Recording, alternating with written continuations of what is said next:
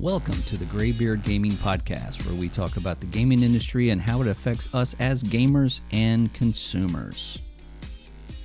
Liam, do you remember being a kid? Probably, probably more than I do. But you're in your room, you got your action figures, you got your play sets, you got like He-Man's battling Skeletor. There's stuff blowing up over here. The castle's on fire over here, and and all of this stuff is going on. It's like your whole room is like this planet that you're like fighting on, And then your mom walks in and goes, "Hey, dinner's ready." And you're like, "Are you kidding me? Did you not see what's going on here? I got a castle on fire over here. I got people getting attacked over here. I mean, what, dinner? Really?" So you're just so like encapsulated into this imagination that your room has turned into, Hoth or Eternia or, a battlefield full of G.I. Joe. Place your appropriate toys in there. But you know what I mean? Like, you're just so into it, and it's like you can almost visually see it, Yep. I got a MetaQuest 3. And, oh man. and yeah, and I have to say, VR has come a long way since I used it last, which was, I don't want to say how long ago, but wow, I'm impressed. There's, I was playing this, it's more like a demo. It's kind of like a technology demo, but it's augmented reality. And I had to put together a robot.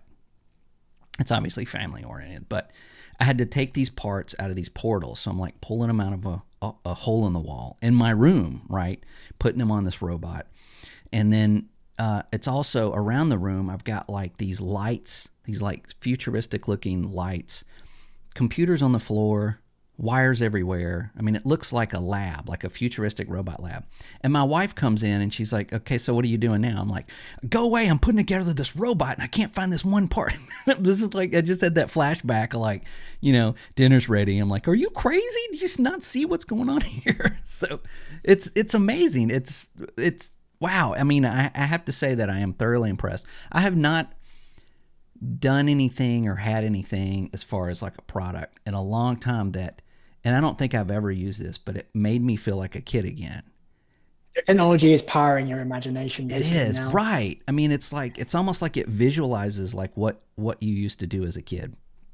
And as an adult, we can just yeah, go ahead. no, as I said, we can't do that as an adult as easy as we were kids, because we can just No, imagine because everything as like right. a play setting. And Yeah, because as so you get older, your imagination is stifled and cornered and dissolved, and you have to be practical and all that stuff. So I don't think it's our imagination is stifled. It's just we just have to have a reality where we grow up, and so yeah, we can't be kids again. Some right. stuff we have to do. Like as an adults, we have responsibilities, we have things to do, Yeah, and we can't just have that time as a kid when nothing mattered. That's why a lot of us like video games, because we can escape into that reality. And right. Some of us find now I guess, reality a little boring. yeah. Now I guess I always thought AR would be better than VR.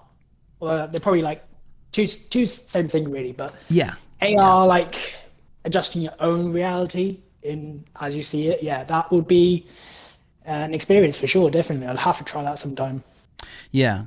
I want to try some other AR games, and this one was kind of a mixture. So it's like you're doing some things.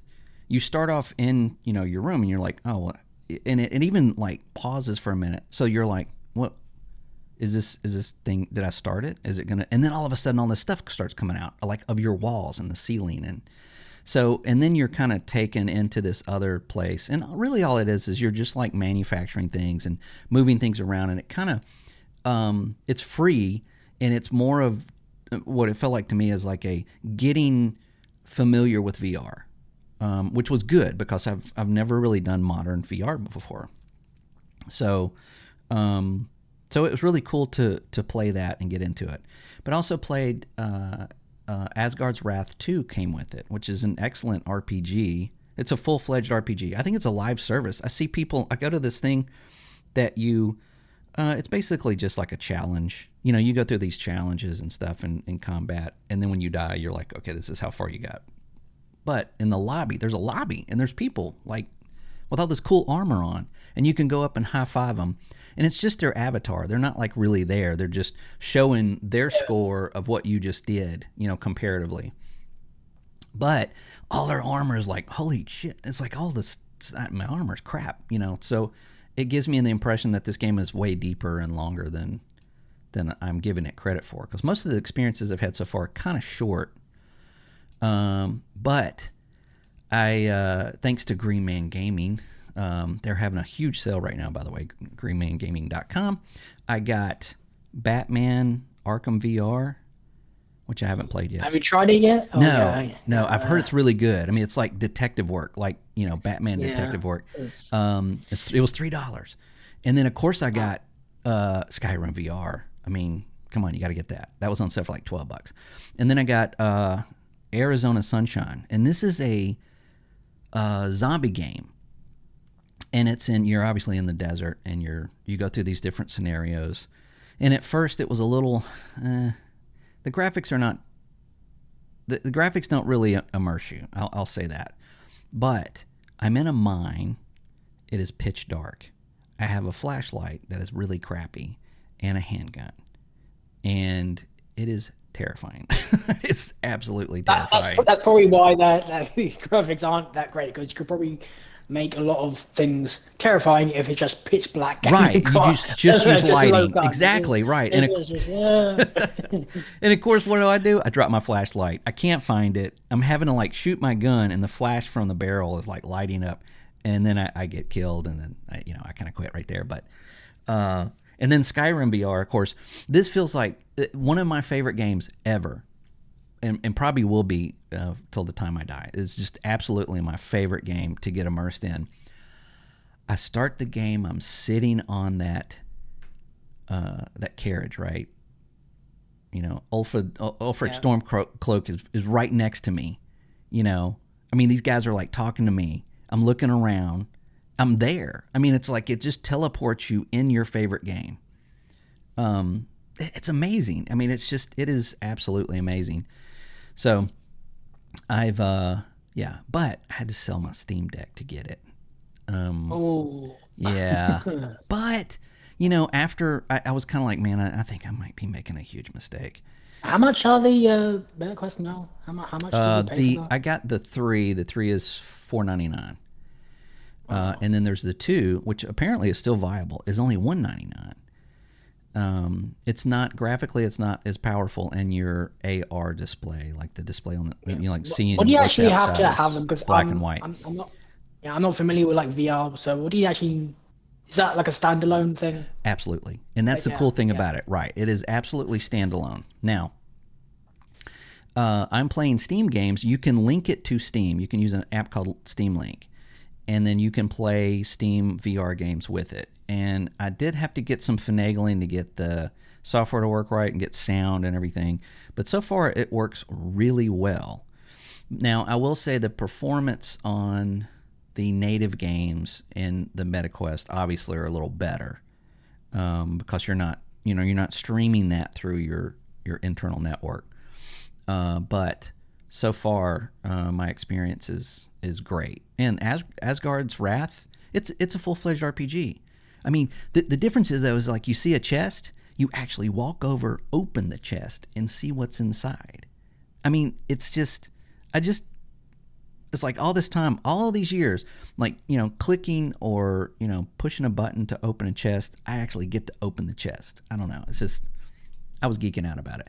But yeah, it is a lot of fun. It is absolutely a lot of fun and co-op play. Like Arizona Sunshine is co-op. If my wife wanted to get a headset, we could totally play that together in VR. And I've also downloaded.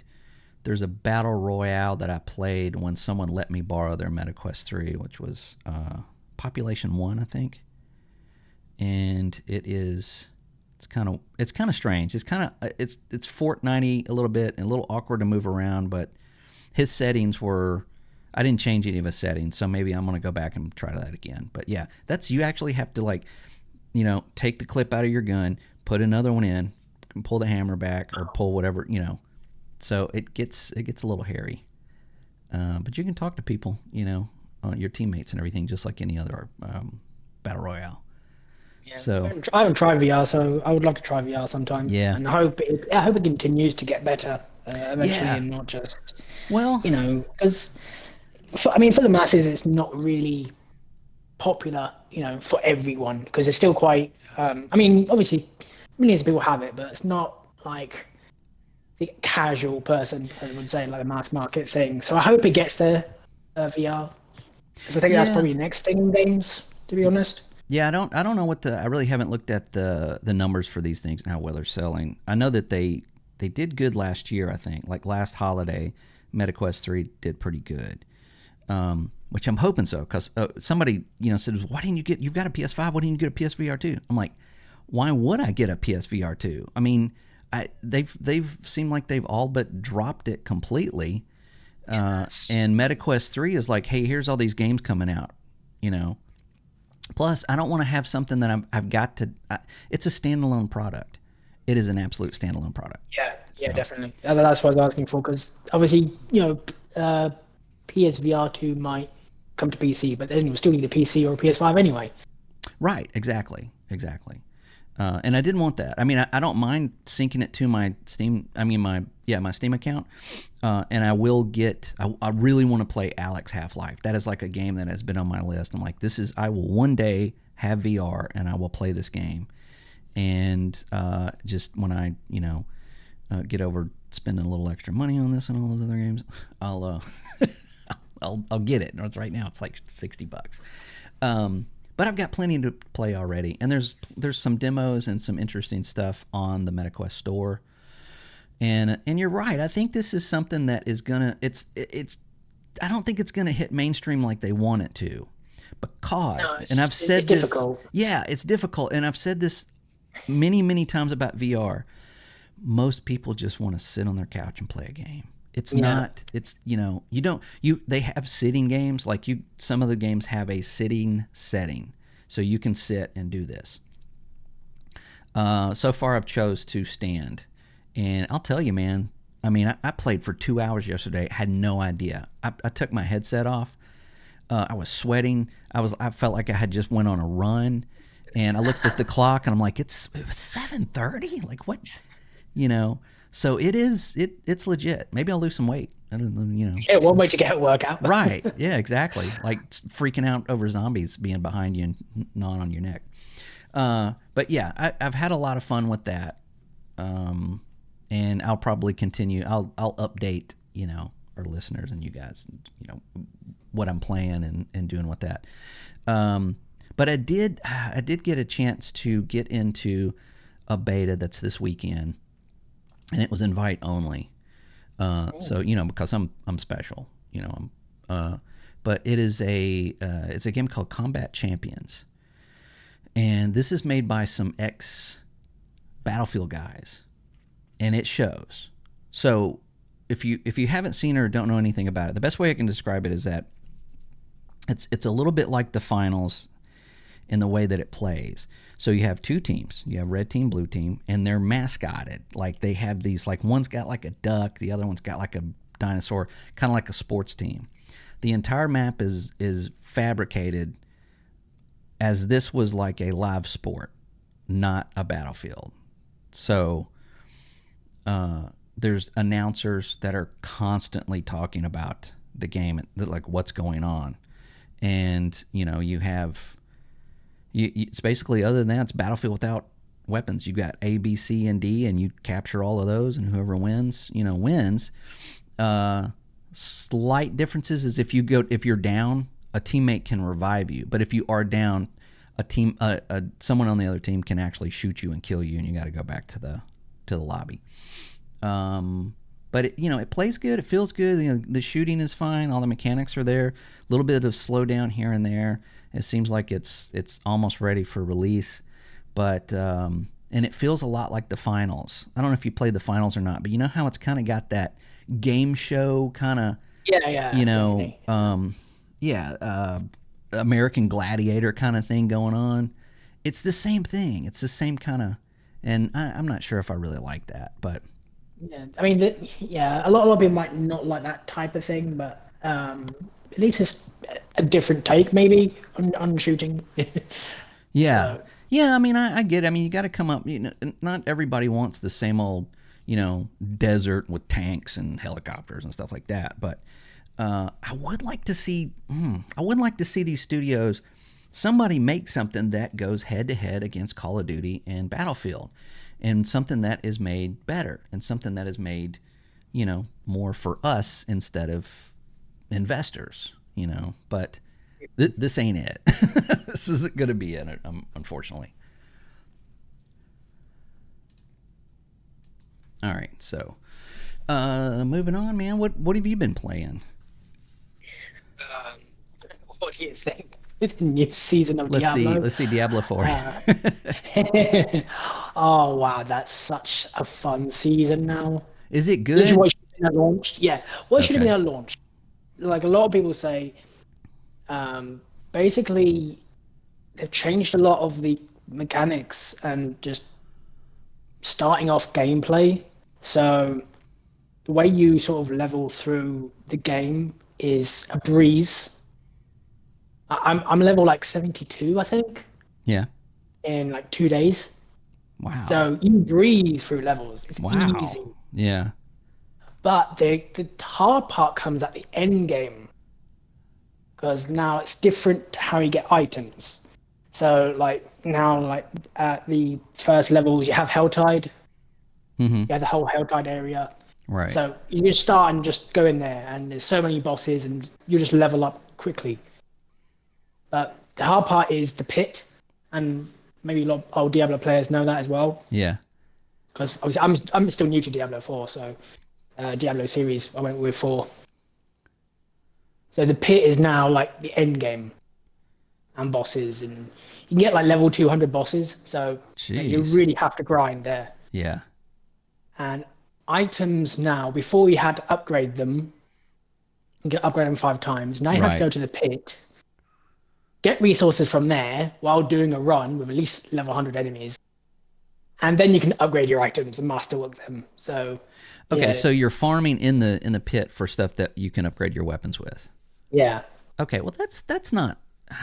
Well, I mean, I don't know. What is it? Is it terrible? It doesn't sound terrible. It sounds a little bit like Destiny 2, of course, but Well, I don't know yet because I'm still low level oh, that's right. You're yeah, comparatively. So I'm going through the game like, oh, this is easy. This is easy. Levels go flying by, yeah, and I got to like world tier 4, which is like hardest at level 50 or something. That's supposed to be level 75. yeah, So yeah, you can be insanely powerful at first. Then you go to the pit, and I got humbled very hard. mm, yeah, And it's like, oh no, this is the end game. yeah, yeah. Now, So I need did to you level up and then do that. did you start with a new character, or did you start a character Oh, or upgrade your character like past the campaign, like completely skip the campaign? oh yeah, just start fresh. Skip the campaign. Okay, Yeah, okay. Because I was thinking of doing that. I created another character and I started the campaign again, and then I'm like, I think I should have done that. It's like I know I played this yeah, through. yeah, yeah. You can skip the campaign whenever you like. So Okay, yeah, it's not. I do like the campaign. It's definitely an enjoyable campaign though. Yeah. it is. It is. I enjoyed it too. But like I said, when it first came out, I played it at launch, and then at about level, I want to say like 38, 30 now, right before you get to 40, it starts to drag, man. I mean, it was like Yeah, yeah, grinding, right? It's like, yeah, why am it I not did. leveling up? Why am I not getting Yeah, anything? Like, you would get stuff that's like negative 52, negative 112, negative, just not even close to what you had. And then it was forcing you to go and upgrade this stuff. And then of course, obviously, it's like I need how many of what? Oh, well, that's what they sell in the store. So I guess I could just go spend some real money and make this process a little faster, right? And it was completely obvious. So, yeah, but that's all changed now. yeah, So yeah, yeah, the whole leveling up first is just easy. Like I've got Good, level good, good, good. 925 items. I've got uniques. They drop uniques. They drop Yeah. everything for you.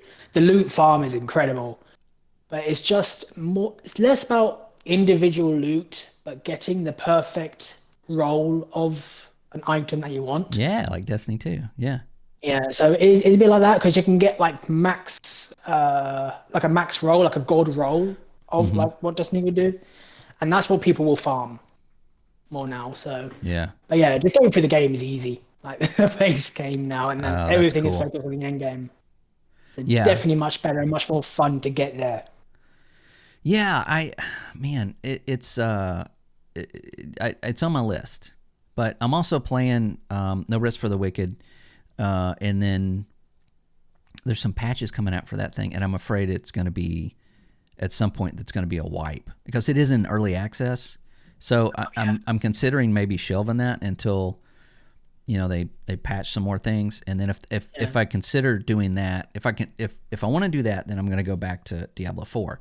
But I also started playing Dragon's Dogma again. Dragon's Dogma 2. I didn't finish it. I got to a point where it was just kind of becoming a little too grindy. And then, of course, some friends wanted to play Destiny 2 this weekend. So, it's there's so much there's so much to play right now. I mean, there yeah. really is. And all of it's like stuff I already had, you know. Yeah, a lot of it is just basically backlogs, I guess. Yeah, This is the it's thing that with hey, like you remember that me over seasonal here? content. Yeah, Right. It's like, hey, this game over here down in your library, yeah, it's good now. It's good again. And I yeah, think that's just a testament to live service games that it's like they get greedy and greedy and greedy, and then eventually people are like, okay, we've had enough. That's it. You're trash. And then they're like, oh, but wait 3 months and we'll fix it. yeah, It's like let's drain as much money. yeah. 343 did that. Halo Infinite came out, then the store came out, and the stuff was like what $10 for the color blue, and $30 for like an armor set that only went on Yeah. one character, Yeah, they need and to stuff like change a lot around stuff like yeah, that. and everybody's like, come on, man, you can't be serious. And they're like, oh well, we're gonna talk about the pricing, and we may consider changing that, but it's gonna take some time, like Yeah, all man, these things take ages for that to fix. it's Yeah, it's an express it's a spreadsheet, man. The prices are just all you have to do is just go change prices. There's no but anyway, eventually they got there. It took them a while.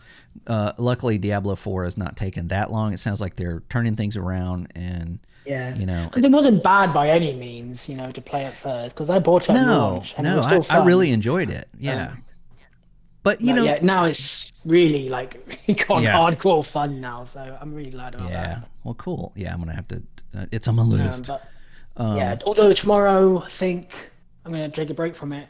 I'm gonna have to play Hellblade 1. Go through it tomorrow. Tuesday, Hellblade 2.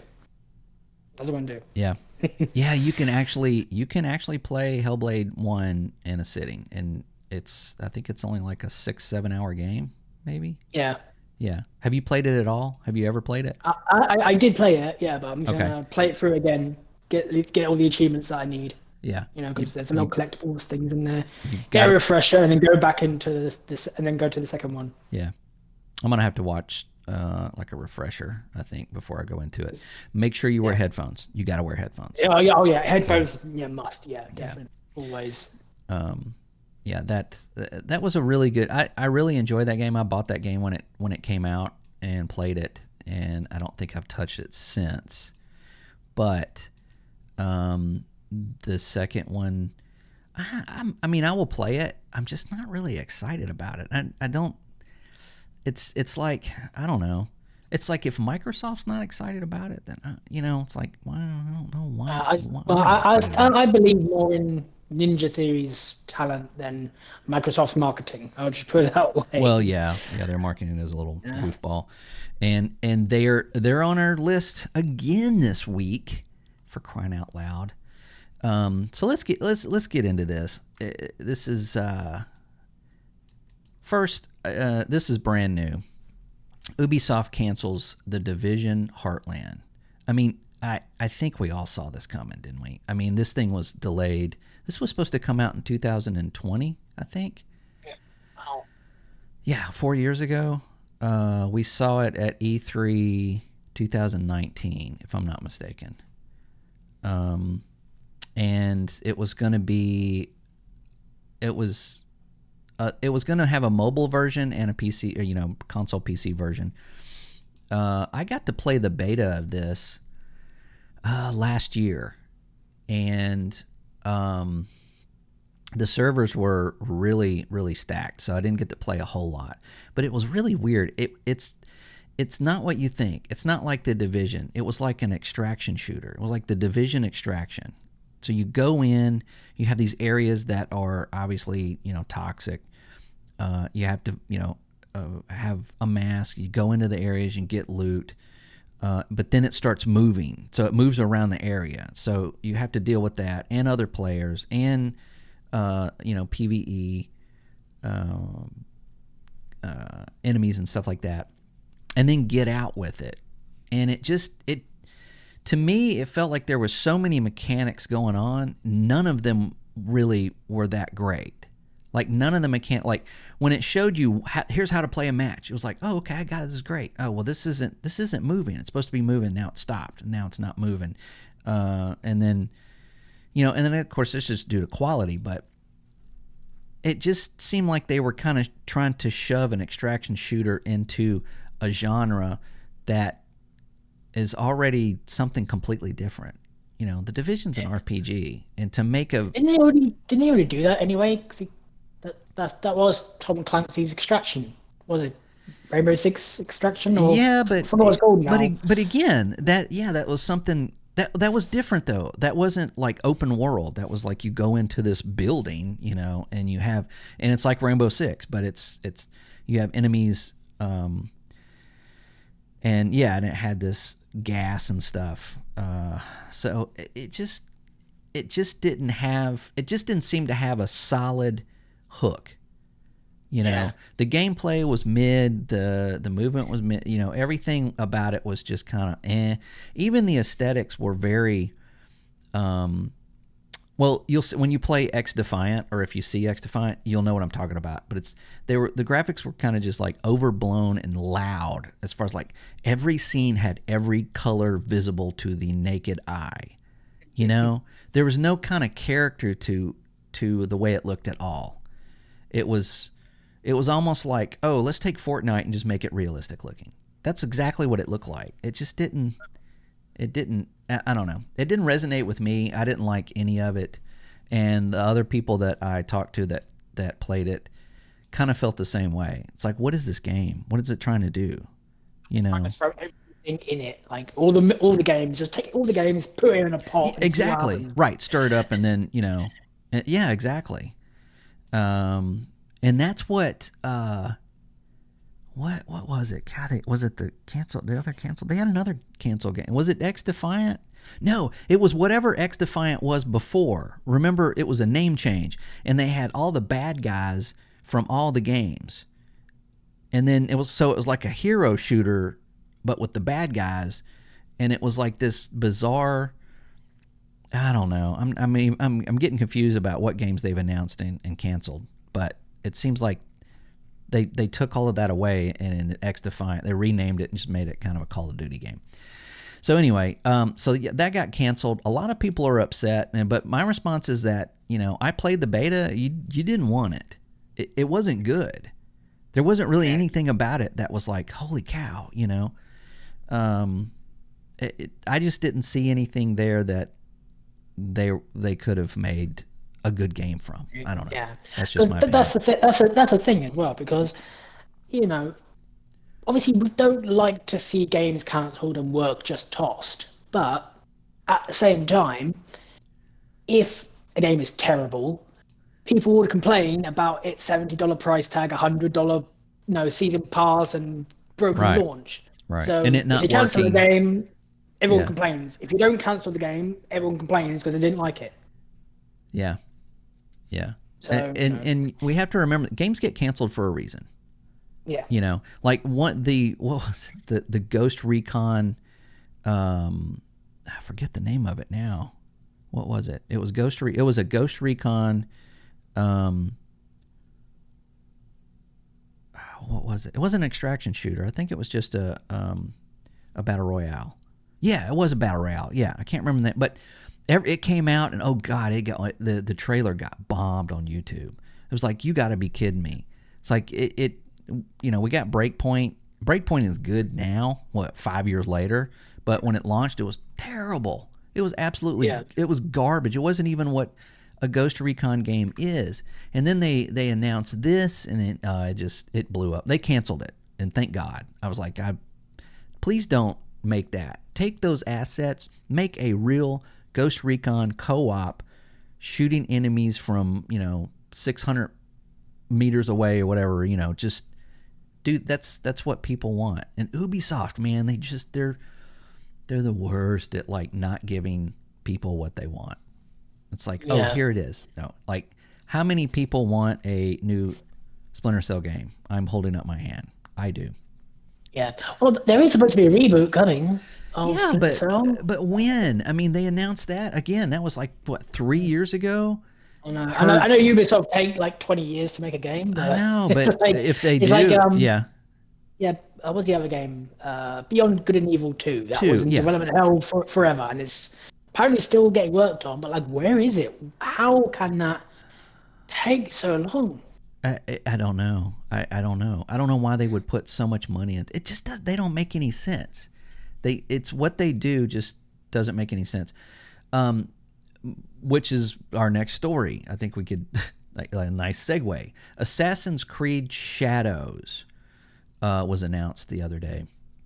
It has a release date of this November 15th, and it is set in feudal Japan, which is what we all wanted like years and years ago from an Assassin's Creed game. It has two protagonists. It has, I'm trying to find their names here on their website. I'm not seeing it, but yeah, this is probably it. Naoi, I guess that's how you say that, and Yasuki. And of course, everybody's got a problem. So Yeah, Naomi is a ninja. She's a shinobi assassin, and a female, which historically there were female ninjas. There absolutely were. They worked in conjunction with the ninja. They used they used other things other than swords, but to manipulate their enemies and stuff. But that was a thing. They were trained in the art of ninjutsu and shinobi and all that crap. Yasuki, I think is how you say it. That is an actual person in history. This was an African guy that was kind of adopted into the Japanese samurai, you know, way of life. What I found is he was not actually a samurai. He was more of like a squire. Like he was, unfortunately, him being from Africa and Japan, he towered over everyone. And the person that trained him basically owned him, unfortunately. Just used him for intimidation, which was kind of crappy. But he was trained, in the way of, samurai. I don't think they allowed him to have the samurai. Kind of depends on who you talk to historically. There's not a lot of information there. But in the Japanese stuff kind of gives it as he was more of like, hey, check this out, do you have a 6 foot tall, dude in your camp? You know what I mean?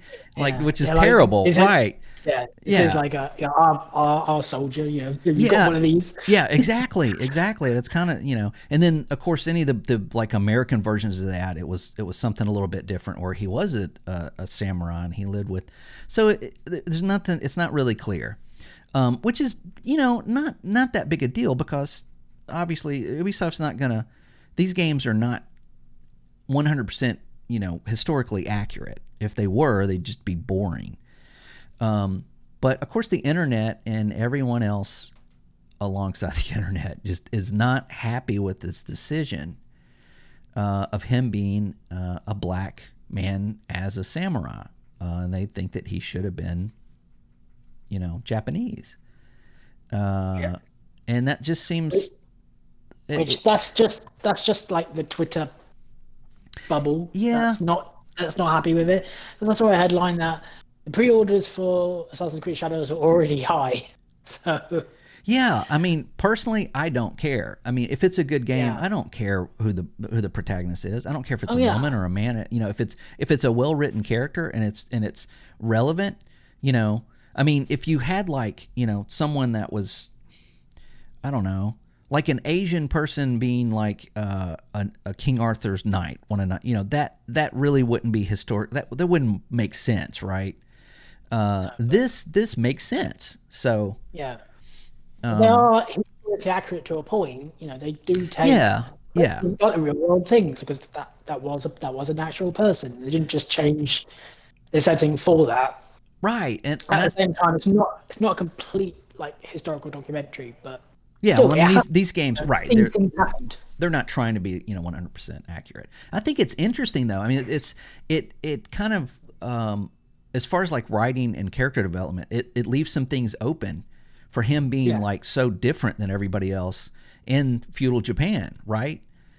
yeah, If they treat him just like every other Japanese person, that would be stupid.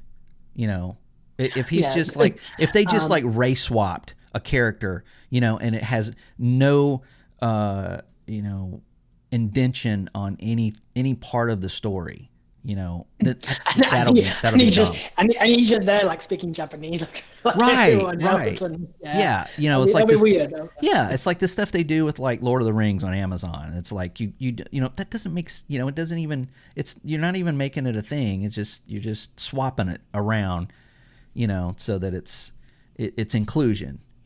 But if they make it make sense and tie the story into it, I think it's brilliant. On the flip side, though, I kind of hate that they did that because if anybody says anything about it, then they're racist. It's like I don't, I mean, that should have been an Asian guy. Oh, you're racist. It's just ridiculous. but I think that is a point now as well. Like, if people are complaining, and a lot of complaints, I'm not saying everybody, Yeah, but a lot of them are calling out for the racism card because that's what they're doing. Because they're like, I can't have a black man and an Asian woman or a Japanese woman in the game. Well, just enjoy a game or enjoy some media. Stop trying to hate every single person that's right, not a right. white person. Yeah, yeah, exactly. It's like I would. The game's not even out yet. Yeah, That's what kills me. It's like again, if it's written, if those characters are, if this like ninja has to, you know, if her story and her gameplay is tied around her being a female, then that's the way it should be. And just like him, if he's different than everybody else there, and if they don't acknowledge that, that's bad writing. Um, yeah, it, I don't know. People are just. I can kind of see it though. I mean, there's been some games lately that, and we've kind of talked about this before. Where these agencies come in and they go, okay, well, you need to include everybody in your game. Well, that won't yeah, fit the story. Well, then we're gonna rewrite the story. And then guess yeah, what? yeah. The story's shitty, and nobody cares that there's a trans person in the game or they race swap somebody. They care that it none of it fits and all of it's written poorly and it's crap. You know, so it's and then if you complain about it, this is the problem. If you complain about it, just like we all complain about everything in games, you're labeled a racist, homophobe, transphobe, Nazi. You're just like you just given a list of stuff that you are. And I hate that. I hate that Yeah. has to be that way. Yeah, I Um, want to I want to judge the media itself, not the right, character. right. Like if a game is good, it's good. If a movie is good, it's good. I don't care who's in it or Yeah, what they do with what they do with the people. Obviously, you have characters, and as I said before, these are real characters. They were based off real characters, real people who right. lived there. It would be different if I don't know someone took I don't know a picture of Hitler and made him a black lesbian. I don't know. Right, right, right. Exactly. As a World War II game, and then here's your here's the And antagonist. he's a hero and is just saving Right. everyone. Yeah, that would be taking history out of context. yeah, exactly, exactly. We kind of saw the same thing. Well, that's a good example, like Battlefield 5. When Battlefield 5 came out, the trailer hit and it showed like women, like American women fighting alongside men in World War II. And I get it. You want to include everybody, but I'm sorry, but that's just stupid. That didn't happen. That didn't happen at all. That's so. You might as well throw in UFOs and leprechauns in that same scenario. And if you're gonna break that, you know, uh, historical accuracy to that extent of gameplay, then you might as well just make it an alternate universe Battlefield. Make it an alternate universe World War II, and make it throw in throw in laser guns. I don't know, just make it different. But when you do that just for the sake of inclusion, it makes it look stupid. You can make it work, and you can make it to where I guess people don't feel left out. But a lot of times it just makes it look dumb. And when you do that so many times, and then you get something like this from Ubisoft, that's where people are upset about it, because then they're like, oh, okay, so now we know that we think that this game's going to be written, in the light of like Sweet Baby Inc. or somebody that's part of that inclusionary DEI group, and then the story's going to be crap, and the characters are going to be crap. Which, if they're involved, they usually are. But again, you wait till it comes out. Wait till it. We'll see what it is. Personally, I probably won't play this. I might try it out on their service or whatever, but after playing I haven't Valhalla, God, man, I haven't been to Assassin's Creed for ages, so I I don't know. know. God, and Valhalla, seriously, I mean, there were segments where it was like, okay, you can't progress in the story until you grind. I'm like, this is a single player fucking game, man. Don't make me grind a bunch of crap out to go from level 18 to 24 before I can continue the go to the next storyline. I mean, that's just bullshit, man. So I I know expect it a lot from of them in Assassin's this one. Creed games. Yeah, I know a lot of Assassin's Creed games. I really like what's the word? Bloated. With side Yeah. quests Oh and yeah. Oh my grinding and all that other God. It stuff. it was so I think bloated. Mirage was different and much shorter games. I don't know how this one's going to be, and Yeah. obviously probably a bigger game, but I don't know how it will handle like grinding or it's just all Yeah. like storyline. I think Mirage was supposed to be more like one, where it was just about finding folks and killing them. Yeah, And I just don't know if it was done. I haven't played it. Wasn't accepted very well. I heard seemed very dated. The graphics were very dated. The gameplay was very dated. It just felt like maybe they should have just did a remaster of one instead. yeah, You know. yeah. I mean, people actually probably want that, to be honest. Remaster of one. Yeah, I'd play it. I thought one was great. But it's it's again, I talk about this a lot. It's that disconnect between the game makers and their customers. There's a huge gap there. They think that they know what they want. It's like it's like the inclusionary. It's like if we put every type of LGBTQ whatever alphabet in this game, then it's going to sell more, because that's all they Yeah, care about. They don't care that they're yeah, including any person of anything in it. They don't care. They have absolutely zero. They just want to make more money. yeah. And And put everyone in it. right, and what they're finding is that those people they're that's not their audience. It's some No. of it. It's a percentage of it, but the majority of the audience are just you know regular gamers, the gamers that are buying the stuff.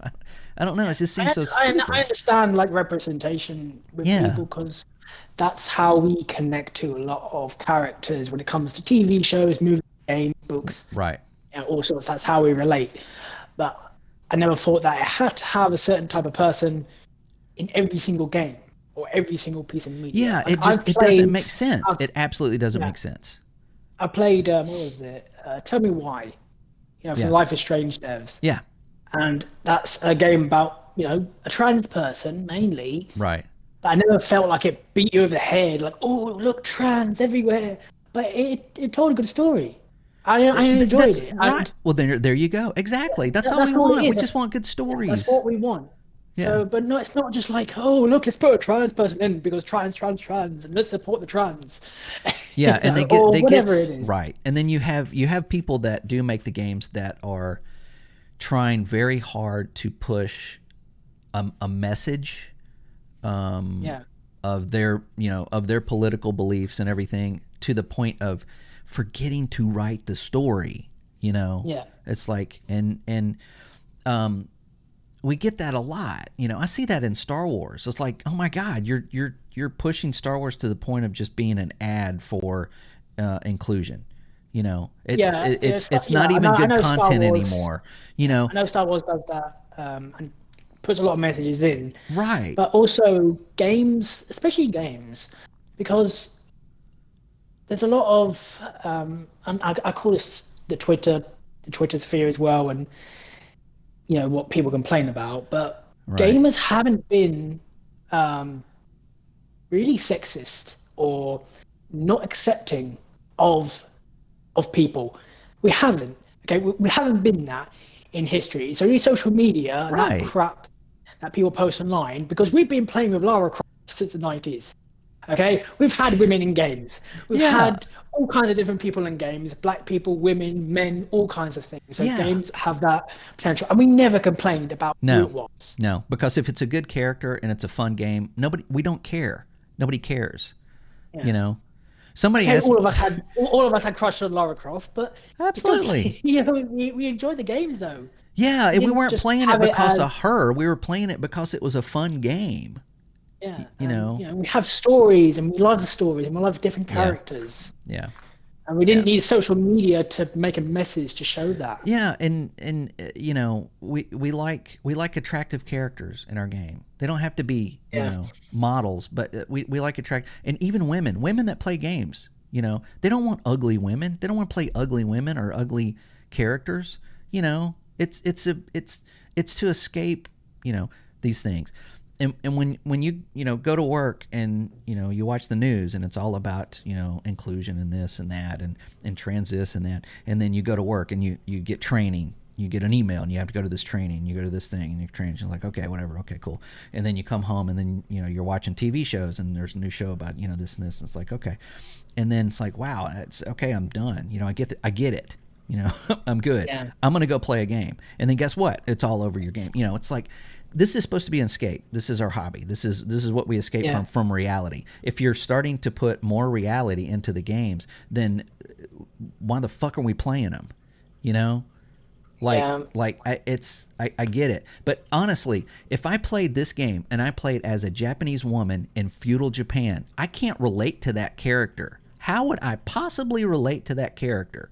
I'm okay with that. It doesn't matter. I yeah. don't have to relate to every character to enjoy the game. Period. No, because we just want to enjoy a game, a good Right. written game. We don't have to relate to every Absolutely. single person, never. So anyway, let's move on from that because that's. Yeah, But yeah. we'll see. We can talk about that all day. Yeah, Yeah, the only other thing I wanted to mention on that is, of course, it does have the same price structure as Star Wars Outlaws. It's got the $69.99 for standard edition. You get the same exact stuff with the gold edition for $109.99, which is the pre-order bonus. The season pass, 3 days early access. Ultimate edition is $129.99. You get an ultimate pack. What is that? I mean, you get some stuff that's what in the is game. that? You get 5 skill points, a red dragon filter, and photo, a filter in photo mode. Oh God! And then another I gear think we sort of should cosmetic. be focusing on the wrong things here to complain about, and I know that's exactly. I don't think it's just Ubisoft, but No, games are going higher and higher in price. yeah, Not just the base games, but these ultimate deluxe editions and everything they add on, they seem to be getting higher and higher and higher. And I'm very yeah, like 130 was it? Say 130, yeah. 120? 129.99 American. That's Um, crazy. Like that used to be 100 at most for at these most. ultimate And this is editions. this is not, with 139 or 129.99, not what, 5 years ago, you got like a nice box with some stuff in it and like a map Collector's edition and at yeah, that price years ago. Holly, let me give you a rundown of what was it, 2013 or 14? When did Witcher 3 come out? I think it's 14. Yeah, 2015, I think it was. maybe. Yeah, Was it? 15. You're probably right. Okay. So you buy that, right? You open it up. You immediately get a little card that says, "Hey, we're CD Project Red. Thank you so much for buying this game. We put our heart and soul in it. Blah blah blah blah." It's like, wow, that's cool. Then you get a map. Oh, I got a map of the whole thing. Oh, and you get a little booklet about the history of Witcher 3. Wow, cool. Then you get a couple of stickers, and then you get the soundtrack. That's in the regular game, man. That was the Yeah, the that was a $60 paid package. game. Yeah, yeah. And yeah, I bought that, and I'm like, And holy shit! This was, and anybody else would have taken that and put it that as $129. You know, yeah, and all ugh, this Ultimate Edition as well. yeah, You have to remember that it's all digital. it These are is, the and digital right, products and we're that's spending what 130 for. right, and that's what they're fighting for. That price, you used to get something that was tangible, something that you could put on your desk or anything. Now it's just digital stuff. So they're trying to find ways of manipulating you into buying that, you know. But honestly, the Ultimate Pack and it's all that stuff's probably in the game. They're wanting you to buy that gold edition, that $109.99, the 3-day early access, the season pass, the pre-order bonus, which is uh, a quest thrown to the dogs. Yeah, So if you buy it day one, you don't even get the whole game. yep. Yeah, screw you, Which Ubisoft. that's usually how games went. But yeah, the pricing is getting a bit egregious. So Yeah, yeah, and everybody's um, complaining about the main character being a black guy. Like, yeah, yeah, that's why they do it. Let's make this setting so everyone complains about the right? setting It's like, and what not do about a bloody you? price. Right. If you're interested in this game, look at the price. Yeah. So if you don't like that, then just don't buy it, don't play it, and go on. But I don't know. Yeah. Anyway, good grief, Ubisoft, man, they're just so freaking weird. So with that, speaking of weird, let's talk about this. Okay, let me calm down. All right, Wall Yeah. Street Journal. Zen moment. Yeah, Yeah. yeah. Let me back up because the next one is kind of freaky as well. But the Wall Street Journal is stating that Call of Duty will be coming to Game Pass, and it's going to be announced June 9th at Yep. the Expo. Um, I felt like this is probably what's going to happen. I have a bad feeling about this. I honestly can't put my finger on it, but it feels like a mistake. Maybe they should let Activision do their thing, like what they've been doing, and then just, I don't know, just like step in if they start acting dishonest or something. I don't know. What do you feel about this? What about his Game Pass and Yeah, inclusion and I don't. control? I feel weird about it. I don't know. It's just a feeling. It's not. It's not logical at all. But I feel like Well, this might be a bad idea. I mean, this is the thing, right? When Microsoft went out to purchase all these studios and publishers, obviously we didn't see Activision coming Uh-huh. because that was a big surprise. But Right. their strategy was Game Pass, and they want to say like, right, we have our service and we want to put games on it, our Right. day one game. That's why you subscribe to it. Right. And now we have the report saying, oh yeah, the studio they own, the publisher they own, the games are going to Game Pass. Now everyone has a problem with it. Like this is what they invested it for, though. Well, but when they made Game Pass, they had no idea they were going to buy Activision. That wasn't even in the forecast. No, Them no, owning Call of Duty, man, was not even something yeah, they were thinking about at that time. no. But they have made decisions to put all their games on Game Pass day one. No, no, No exceptions. no exceptions. Yeah, that's what I'm looking for. Well, Um, they did it with Bethesda. They stuck everything Bethesda. They didn't. They didn't. They don't have to make those promises. They did. Were out front of it, and then they made the decision to buy Activision. well, to quote the big man in green, plans change. They always do. So So keep that in mind. if people have a problem with it, well, I don't know what to say because Well, that's I just the don't. reality of what's going to Yeah, happen. yeah. I don't have a problem with it. I mean, of course, I'm a customer. I'm like, give me all you got. But I just feel like, it's like, okay, we close these single player studios um, that produce some beloved games, and we Yeah. talked about that last week. And then it is what it is. But is it more of they want to start capitalizing on what they got from Activision as opposed to fostering these other studios that they bought? Is the money that they're going to put toward Call of Duty and Game Pass, or lose on Call of Duty on Game Pass, is that going to affect the other studios that are making all these games that they haven't released yet? Yeah. um, That's something for I know the shareholders, investors, and Microsoft to Well, deal right. with. I think that, again, we Uh, talked about this last week. I think this is like, I think the hammer came down on Xbox. I think it's like you've had billions. We've put billions into this. We're not making the money that you know, yeah, we were and I don't, supposed I don't, I to. don't So we got to think, make and I some don't, changes. yeah, and I don't think because a lot of internet was saying it's all Game Pass causes failures because they've all got laid off at Xbox. I think it's a separate issue. I Yeah. think Xbox as a whole, Microsoft have to go through structural changes, as do any other company, because Well, yeah, layoffs sure. happen across the industry, as we said before as well. Yeah. So, I think now the only problem I have is Microsoft has such a bet on Call of Duty beyond Game Pass. If it doesn't change the subs, then there might be a problem. Yeah. Yeah. If it doesn't change the well, I think they're going to go up on the price as well. I Oh yeah, think probably will I do. think they're going But to if announce. if the subscriptions don't go up because of Call of Duty, Right. then they Right. might have a slight problem. But I think they're betting on that. Everyone's subscribing to Game Pass for it. well, if it goes in reverse, if it just skyrockets Game Pass subscriptions, right? Yeah, If that tells if people are waiting, like I'm not getting Game Pass. I'm waiting to see if they put Call of Duty on it. If they put Call of Duty on it, I'm in. There might be a lot of people that are like that. So then when they yeah, announce this, it's that's what like, a lot of people yeah, are saying. But when right, that will happen, right. that will tell Microsoft. So So if that happens, what happens to the other studios? What happens to Halo? What happens to Gears? You know, like Halo Infinite was a massive failure as far as money. I mean, it's probably making its money back now. It will eventually make its money back, but it didn't put money in their pocket like it was supposed to. Gears 6 is, what is it? We don't even know what it is yet. I assume it's going to be yeah, an open world live service game, you know, because they want to double down on that to get more money.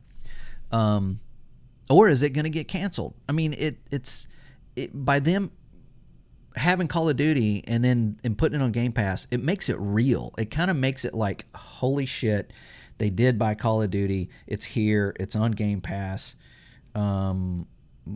How is that gonna? What are we gonna expect? Moving forward. Activision. Look what Activision did. Activision had all these studios and all of these IPs, and slowly over time, um, they either closed the studio or they had them work on Call of Duty. As Call of Duty yeah, got more popular and became the juggernaut that it is today, Activision just became Activision Call of Duty, studio. yeah. I understand that as well. And I said last time, as last week, that Toys for Bob they managed to get out of that coal mine. Yeah. But I think Microsoft, if they do have this huge Call of Duty revenue, I think they should take the Call of Duty revenue from the buyers, because people will still buy it regardless. Yeah. Take their revenue from buyers, invest it into Call of Duty. Take the revenue from Game Pass and invest it in your studios.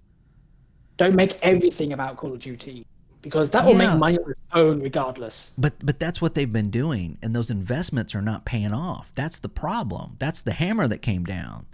It's like, look, you bought all these studios. Where's the games? Yeah. You bought Activision.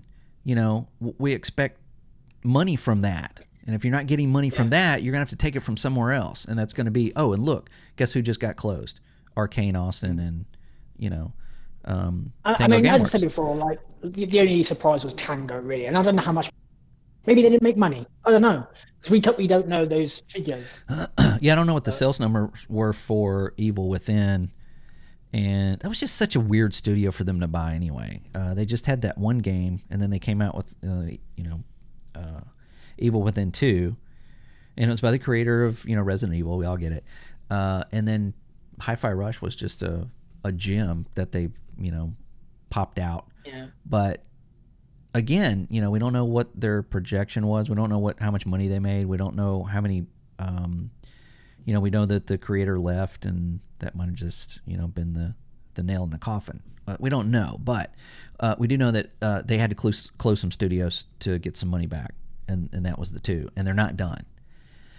And on top of that, they just announced that Activision has opened a brand new studio. After closing these other two studios, they open a new one called Elsewhere Entertainment. Have you seen this? yeah, a Yeah, studio in Poland they yeah, it's made. in Warsaw, Poland, and it's from people. It's a collection of storytelling experts. Now, that's a telltale sign, is it not? That means it's maybe single player. Credits include Last of Us, Uncharted, The Witcher, Cyberpunk, Destiny, Division, and Far Cry. So, yeah, man, that looks like the initiative. That looks like Yeah. oh, let's get all these I know people together and yeah, it's weird that I know we don't know like the ins and outs of businesses, but it's like closed studios and open them, and to us it's like, huh? What do you mean? Like, if why do you close them then if you're opening studios? I know, Like, move I know. something. Uh, we'll see what happens with our studio. I don't know. Yeah, it just kind of looks bad. It's like, oh, we need to cut costs, but let's open a new studio. Especially since this is obviously going to be a single player focused studio. I guess this is their answer to Naughty Dog, you know, um, The initiative was or supposed to be CD that. Project Red, right? Yeah. Yeah, or the I initiative, right? thought, It's like, hey, how do you I feel think about moving to Poland? yeah. I think the like CD Project Red, like those types of developers, I think there's a lot of talent in Poland, so they probably want to move more to Europe and those Yeah, kind of places. So it makes sense where their studio is set up. yeah, yeah. It's yeah. I mean, because there's you go where the talent is. It is kind of odd that they. It's just I don't know. The timing is just weird. It's not like they. It's not like they did this yesterday. It's like, hey, Phil picked up the phone and said, Yeah, hey, can you just create a studio? And hey, Activision, what do you think about that? Okay, sure. No, this yeah. was I probably in the think works for that's years. yeah. I think Microsoft's Achilles heel right now when it comes to news is just their timing. Oh Like man, everything, I know, all this right? timing is coming at the same time. It's like, what do you mean you close them? What do you mean you open that? Huh? What's going Man, on? and they need to stop doing interviews. Holy shit. Just stop talking. Like Sarah Bond, that was the worst. That was the most uncomfortable interview I think I've seen with anybody in gaming. The Bloomberg thing that she did last or a week and a half ago. Yeah, That was just the most bullshitty corporate answer crap, that could have come out of her mouth. Uh, Phil Spencer has a much better way of handling those situations and speaking in a tone and using verbiage that anyone can understand without overstepping, information and things like that. Uh, Not everybody can do it, and obviously she can't. That was just crap. yeah. So yeah, they just need to stop doing that. I mean, Just Phil Spencer's been in how long? I don't know. He was like since 2013. He took after yeah, the Xbox One, and he's a long time PR training and knows how to handle. And Sarah Bond just got promoted as that position, so she probably yeah. has a lot of learning to do and how to handle. Yeah, I mean that kind of makes me just like, if that's how you handle this, how are you handling? I mean, that was just that didn't show me any. I have no confidence in her anymore. Let me just put it to you that way. If you answer questions like that, especially important ones like, "Hey, we just closed studios, and why did you do that?" Uh, how good is she at what she's doing? That makes Yeah. me, because some people, if you've been around as long as I have, you know that some people are really good. They get far in life because they know how to bullshit, and that's it. Yeah. They don't know anything else. When it comes down to it, they don't know anything else. But man, when you talk to them, they're like, you're like, oh, I just had this conversation with so and so. What they tell you? They tell me absolutely nothing. They didn't tell me one fucking thing. So, you know, that's that. Those answers that she gave made me feel like that. Like, oh wow, oh she said a whole lot of not anything. And I don't think I've ever heard that from Phil Spencer. I've never heard him talk and go and take away like, oh my god, he didn't say anything. He's just a bunch of corporate speak. I've never felt that. Jim Ryan either. Jim Ryan, the very few times he spoke about stuff, he was, sometimes it was a lie, but Yeah, but but he easy was stuff. very, yeah, he was very, straightforward and hey, look, this is what, but man, she just dropped the ball and kicked it across the street, man, right into traffic. Anyway, we'll have to wait and see. I don't know. I just have a weird feeling about it, about Call of Duty getting on Game Pass, and I can't wait for it to be bad because every Call of Duty is bad until it's not. Yeah. You know what I mean? Yeah. And it's like, oh, Actually, Microsoft ruined Call of yeah. Duty. Like, yeah, right. Like Yeah. they had any part of this What's production. actually, I'm excited for, to be honest. Apart from new Call of Duty, because I actually like Treyarch games, and like, yeah, I'll probably play it anyway. But it's the actual backlog of Activision games. Everyone's talking about the new Call of Duty day one, but we have this giant Yeah. backlog of What Activision is it, Call of like Duty, 50 of them? everything else, and they're just going to drop sometime, and everyone's going to be playing. And I think that is the headline, that this whole collection is coming. Everyone's focusing on this day one thing. Yeah. It's like, I don't, it's yeah. like a lot of people don't buy Call of Duty because it's always the same price for every single one. Yeah. And now everyone gets to play them, and the multiplayer servers for every single card Well, will be well, on. I'll tell you why they don't do that. I'll tell you exactly why they don't do that. Because if they did that, if all of them were if all of them were on Game Pass, then everybody would be playing their favorite Call of Duty and not buying the new one. It's as simple as that. You got a percentage of people that would not buy the new one because, oh man, they just put Black Ops 2 on Game Pass and the servers are like flooded, right? And there's Yeah. people to play with now.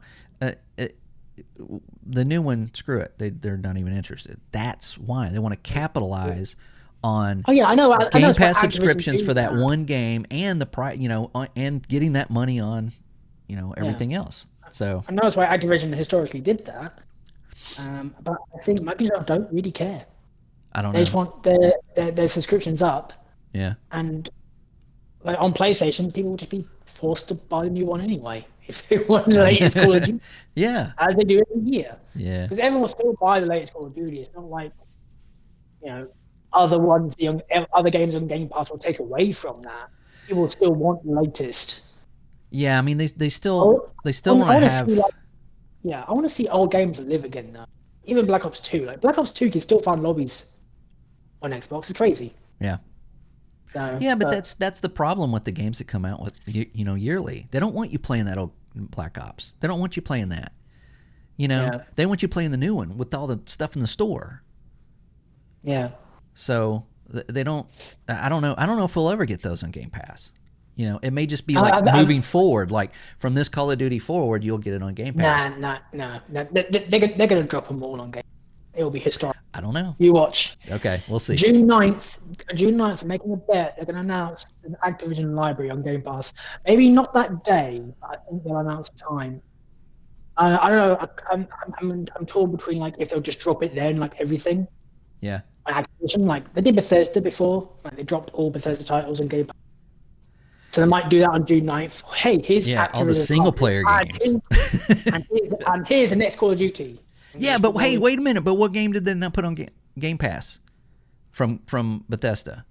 Elder Scrolls Online, because it's an online game. It has a store. They didn't put that on Game Pass. That's on Game Pass. No, it's not. Yeah, it is. You sure? Yeah, I'm pretty sure it is because I've seen it. Oh, maybe it is. I'm gonna look it up. Hang on. Let's see. Dun, dun, dun, dun, dun. Not on PC. Well, it's on Nope. console. I can see Elder Scrolls Online Okay. All right. because I can All see right. it. Whatever. Uh, But yeah, I just we'll see. We'll see. Okay, so you think they are? I don't think they are. Well, we'll see on June 9th, which is coming up, man. That's not very yeah, far yeah. away. That's Yeah. I know it's crazy how like this time is going Yeah. past. May is for me is it's passing very quickly. Yep. So yeah, June 9th will be I think very. Yep. Cool. Okay, I'm gonna throw this really bizarre question at you. Why do you think that maybe?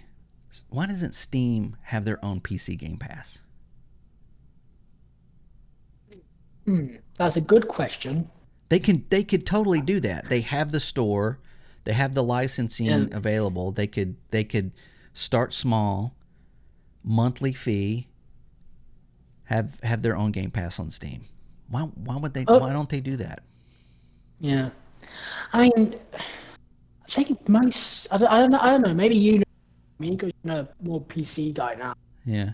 But like, don't people just buy games on Steam anyway when it comes to sales? Because I know they always have Yeah. I mean, crazy yeah. prices. I mean, the games also on PC are a lot cheaper than console. We're not. You're not getting Yes. PC players to spend 130 on a game. No.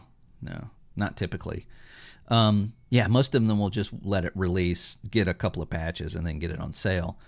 But yeah, I mean, I wonder that every once in a while that maybe Gabe Newell is he could, but he's not, and there's a reason. And if I ever met him, that is one question I would ask him because I would be interested to know what he thinks about that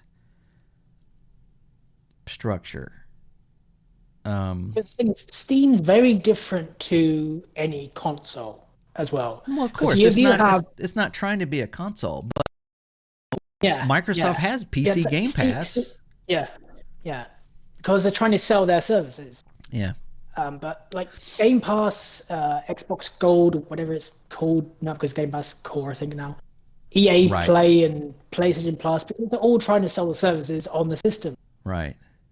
Yeah, Steam is just you build your it's just a PC and there's store. Steam. Yeah, I mean, I It's just a guess I store, guess they and they they don't just have they to make sell you anything. yeah they make their money And regardless. everyone unanimously just like Steam. That's just the I best launcher that people like. I think that it's probably on the side of they wouldn't make money doing it. I don't know. That's usually the reason people businesses don't do. Yeah, Yeah, is because they Microsoft has Game Pass day one titles and Game Pass because they have all these publishers. Valve, what do Valve even do? Like they don't make games of themselves. Not many. well supposedly they have one in the works. They did make Yeah, Alex Half Life. They made the Half Life series. Obviously, they made Portal, Team Fortress. But lately, God, I guess Alex Half Life was the last game they made.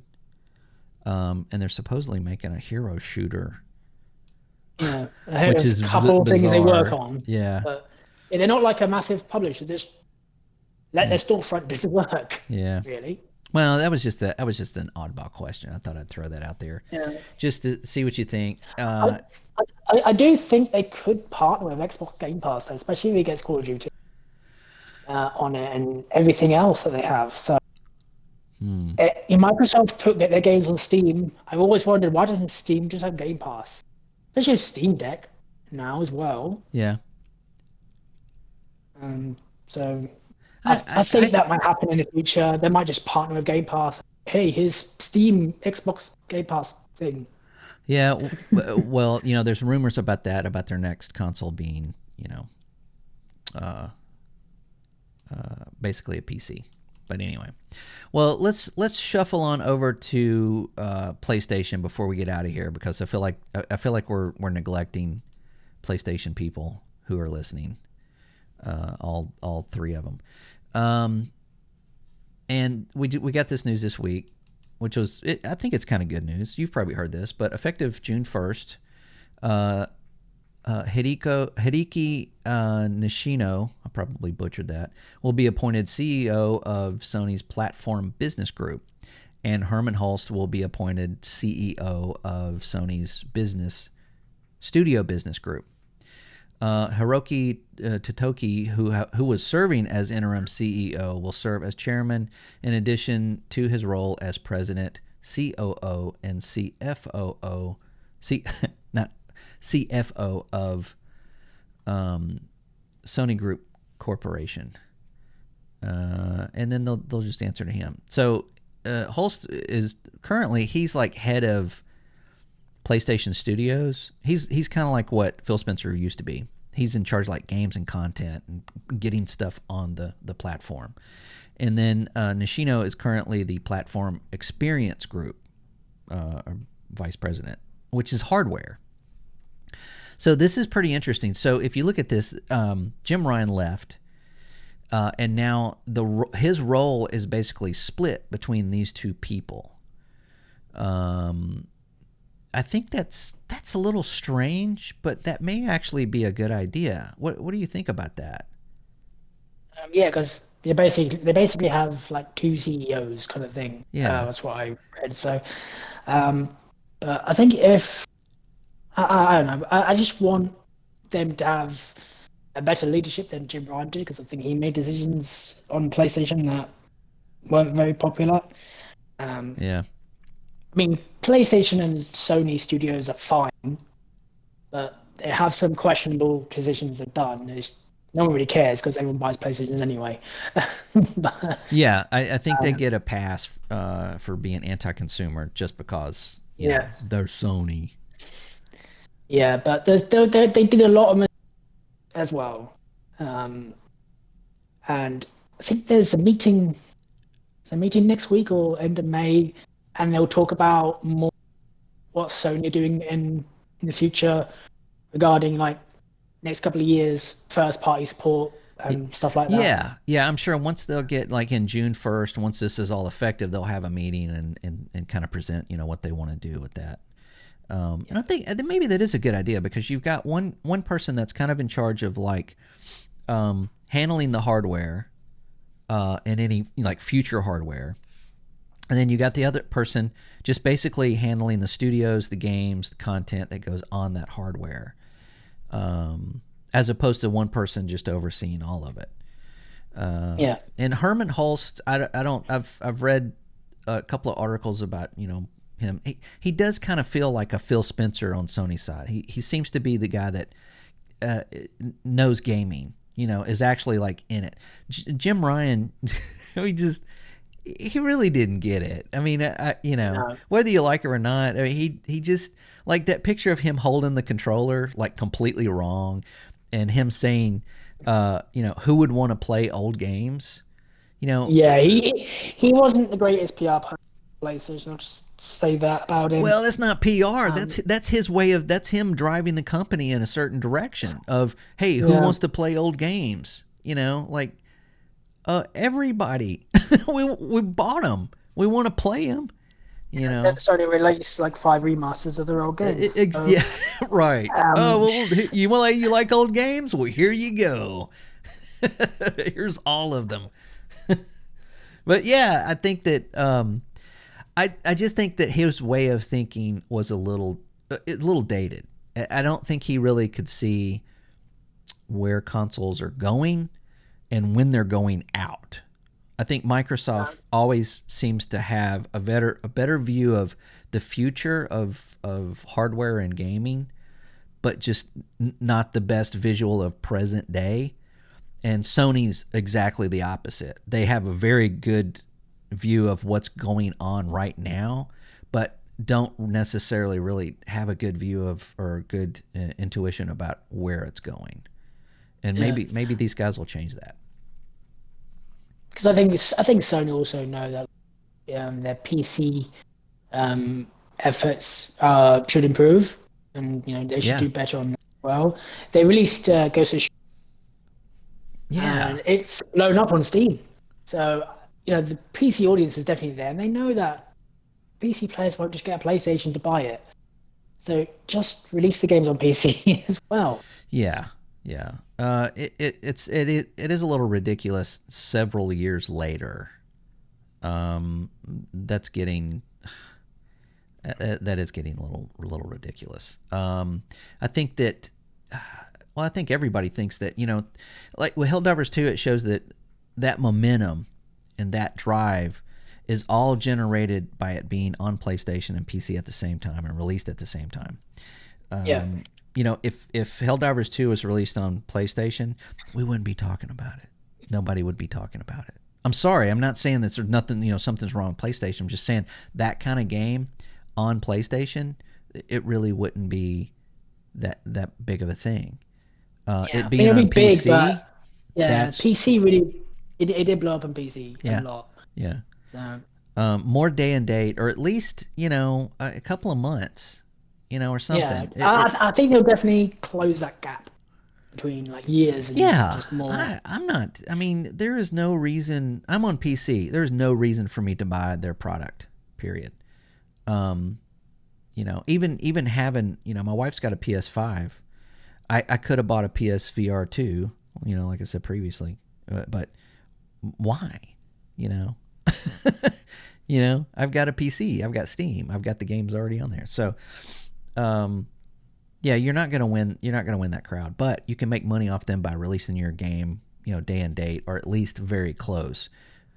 Ghost of Yeah, Tsushima is doing really well. It would have done phenomenally well if they had released it closer to that release date on PlayStation, on yeah, PC. definitely. Yeah, because Because really, when did it come budget. out? Like And was 2020, right? it 2020? I know it's like a PS4 game, so yeah. Yeah. I'm gonna look up the release date because I bought it day one on PS4. Yeah, it's 2020, and I really really liked it. Uh, yeah, yeah, 4 years ago. Come on, man, 4 years Yeah. ago. Come on, jeez. Um, and Even Rockstar don't have like keep PC player waiting that long. well, too, I think that if they are working on a second, have they announced the second one or what I, Sucker Punch is doing? I don't think they announced the second one, but I assume they are making one. Well, I think this would be the time to do it because it's in the news. People are talking about it. It's on PC, and this is the time that you would say, "Hey, this is when it's coming out, and it's gonna be day and date on PC." The Yeah. first big title to be on. Come on, just do it, And that would Sony. only make sales even better on PC anyway. Yeah, Because yeah, more people will be like, hey, I should play this. yeah. New one's going to come out. Right. It's funny. They just had their numbers for their console sales, and it was like I don't know, like 54 million or I don't know. Still didn't meet what they wanted as far as console Yeah. sales. So maybe looking at that, they'll look more toward releasing those on PC, more in line with the release date of the game itself. But yeah, we'll know more after Holst and Nishino, get into their chairs. I think I could just imagine them like fighting over Jim Ryan's chair, like trying to sit in it at the same time. It's just I don't know. This is stupid shit I think about. So yeah. So anyway, I think that's pretty much it. Uh, let's hope that let's see what Microsoft does next week. What do you think? Yeah. Let's see They'll what probably do the rake same they next step week. on. Yeah, like good grief, man. Ah, wow. Okay. So anyway, all right, man.